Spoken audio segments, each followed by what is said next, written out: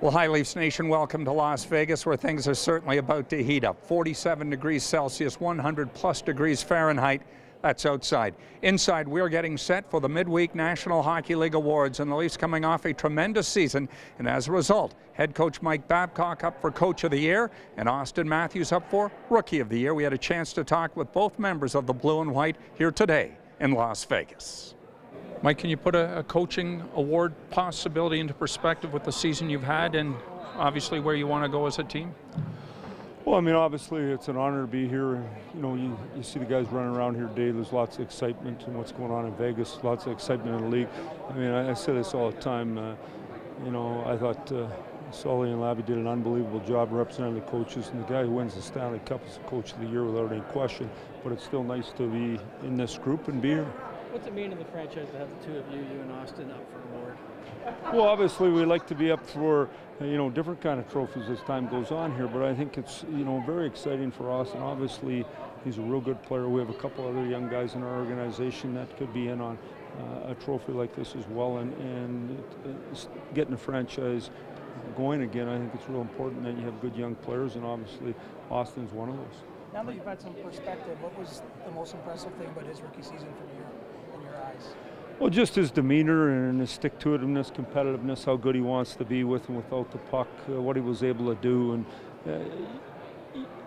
as much as you think these players are real good until they arrive and until they do it every day, how do you know for sure? And so, you know, he's an impressive guy. He wants to be good. He's going to be better next year. We all understand that. You know, I think the game is in a real good situation with all the young stars we have in the game, and a lot of good teams. How much more challenging can second year be for these guys, given how well they played as rookies? Well, I think it can be very challenging. You know, obviously we have to improve our hockey club, and that's not on the players as much as it is on Lou and myself. And so we got to do a good job in that area. We think we've made some good moves thus far, just with some of the free agents we were able to acquire. But the reality is these guys got to put in the work. If you put in the work, the game's fair to you. And, you know, there's going to be injuries involved, and sometimes they get in the way of some of your development. But the reality is if you prepare real hard in the summer, you have a much better chance for success. Mike, you coach Sidney Crosby. Are you coaching the next Sidney Crosby and Auston Matthews? Well, I coach Nick Lidstrom too, and I've heard a lot of guys trying to be him. So Sid's a special player, and, you know, he keeps showing that off over and over again. We want Auston to be Auston and the best Auston he can possibly be, but I think the leadership skills and the determination are definitely there, and obviously the talent and the package is there. How does he talked about this recently, how does he benefit from watching what Sid did and what he's gone, not just this spring but last spring too, but having that experience? Well, I just think anytime you're around, I think before you get to the league, you have a perspective, you understand what the NHL, you watch it, but you don't watch it in the same detail. Once you get in the league, and especially when you feel like your team's good, you get to play against good players and you get to watch good players, and when you see them do special things at special moments, that's what good players do. Game breakers are game breakers. They make a play when no one else can, when the game's on the line, and their determination shows. And I thought, you know, Sid did a great job of that, but his whole team did. I thought the poise Kunitz made on the final goal, they hadn't had the puck in a long time in the offensive zone. He just held before he made the play. To me, there's lots of good things that if you watch Pittsburgh close, you watch Nashville close, that you saw that can help your team get better. Yeah, it's really flown by. I mean, you know, this whole year, the whole summer, just you know, it goes by fast. So you know, this position last year was a little bit more hectic, but it's nice to have some time, you know, to myself with my family and just kind of relax, come up here. Similar to the All-Star game, you're surrounded by the game's best players, so it's always a good time. You grew up not that far from here. You see the buzz in the city right now for the Golden Knights and the expansion draft. I mean, what's that like? Yeah, personally, I mean, I think it's awesome. You know, like you said, I grew up a 5-hour drive away, played a lot of hockey tournaments here, so pretty familiar with the area, and you know, I think with them getting a team, it's you know, it's just going to be awesome.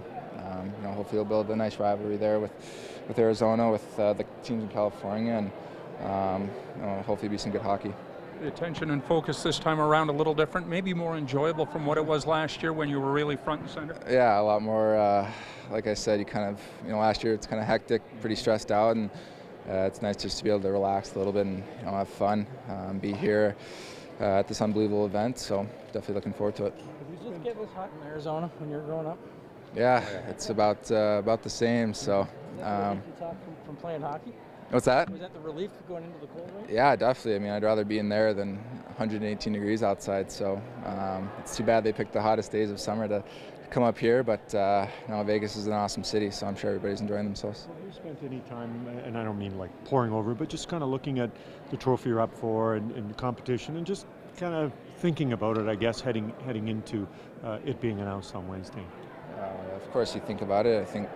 You definitely have a sort of appreciation for the players that are up for it, and obviously a pretty good rookie class this year, and a lot of good players. So just to be named one of the top 3 is definitely a pretty big honor.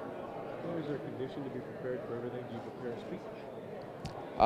Not really. I think if I happen to win it tomorrow, gone over stuff in my head, I guess, that people you want to thank and obviously give credit to, but I haven't really gone too far into it. Looking back on the team dynamic, what can you reflect upon that allowed you to have so much success? I think just the atmosphere we had around the rink. Everybody was happy. Everybody loved coming to the rink every day, and a really special group of guys. So I think all of us are really looking forward to next year, and the future. I think this team's going in the right direction. So a lot of really good young talent, and I think it makes it even better that everybody's just a good person and fun to be around. How much have you been following the expansion off-season, the rules, the protected list, how good this team could be? Yeah, you take a peek of it, and there's obviously some pretty good players on the board. So I don't think they're going to have any trouble coming into the league, and having a pretty good team. Obviously, they got a good GM, good coach, and pretty good selection to pick from. And just talking about the community, obviously you grew up in the desert playing hockey, and now that Vegas gets that opportunity to kind of foster that as well, that kind of opportunity, what do you think about that? Yeah, it's going to be awesome. Like I said, I mean, for myself, growing up not too far away from here, my hope is that it creates a nice rivalry with Arizona, with the teams in California, and you don't really see too much of that on the West, with teams kind of being so far apart. But for myself, I mean, I growing up with kids that were from Las Vegas that played hockey, and I still talk to today, and just like what the Coyotes kind of did, and growing the game in Arizona, I think you'll see the same kind of product here in Las Vegas. Looking at youth movements, obviously, was in full swing this year with yourself, Line A, even Connor McDavid. Did you compare yourself to your peers in that regard, or do you look at guys like Crosby?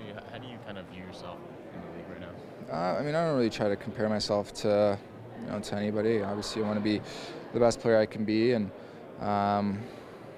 we're all good at different things. But I think you definitely look at a guy like Crosby, who's been the best player in the league since he came into the league. So you definitely look at a player like that, guys that have like Patrick Kane, Jonathan Toews, guys that have come through and they've won and they've produced. And I think those are the kind of the guys you kind of look at and try to pick apart what they do and kind of transfer it to your own game. When you pick apart Sidney Crosby and try to transfer it, what do you look at? What are the things that you pick apart? I think just what separates him is just his determination. Pretty good example of it during the playoffs. It's been a pretty good example of his whole career. So, just his determination. He's not going to lose a puck battle, or he's not going to lose.